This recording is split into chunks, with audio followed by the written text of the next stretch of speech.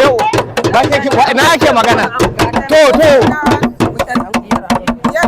yauwa a matsayinta ta ba da 200,000 ni aka ba ko ka ango aka ba ango aka ba 200,000 to a matsayinta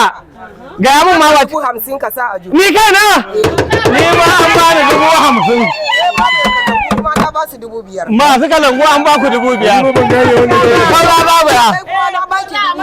to za mu ya an ba ta naira 2,000 ni na tayi da 50,000 a sha kira ko a gajiya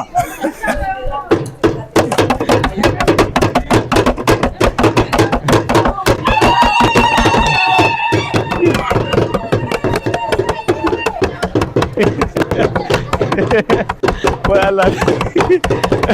me kalangu ya tashi da 2,000 kawai na